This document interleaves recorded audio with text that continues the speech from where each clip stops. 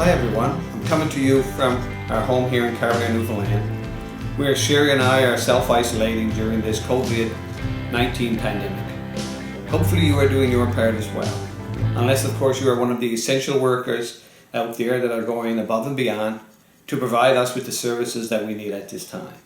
And for that, I truly thank you.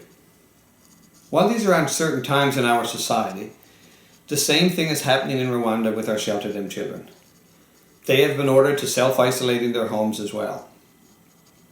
Despite that, our projects in Rwanda are still in need of funding. We have just completed our new community centre in Giteko village, and now we have over 70 children under the age of 6 anxiously awaiting the opening of our early childhood development centre.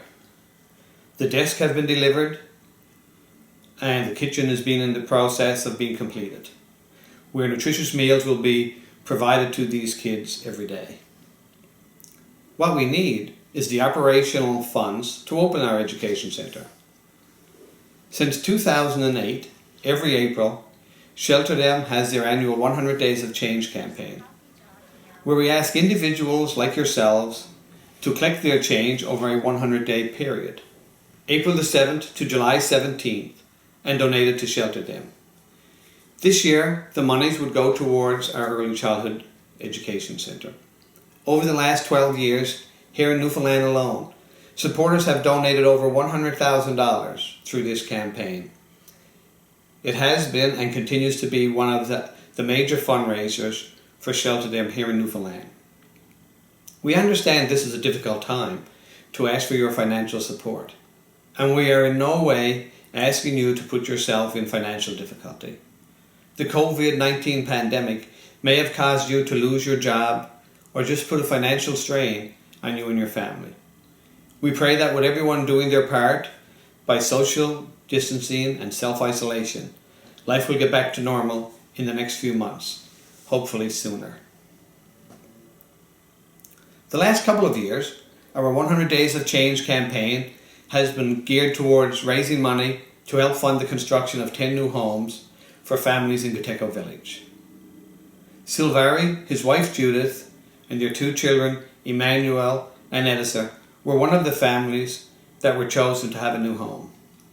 When Shelter Them first met Emmanuel and Edisa, they were living in a house that was really unfit to live in, and the children were visibly suffering from malnutrition. But because of the funds raised through your donation and their sponsors, we were able to provide them with a new home furnished with beds and chairs. Another one of the families that we built a new home for was Vestine and her 8 children.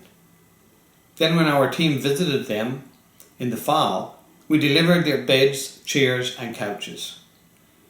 Shortly after we returned home from that trip, Donata wrote her sponsor telling them about the team that just visited her and her family and delivered furniture to them. Donata wrote, "Now we get to sleep like humans." These are just a couple of the stories that show how much of an impact your support has had on the lives of these children. If you are able to support Shelter Them financially, we thank you, and the children in Rwanda thank you.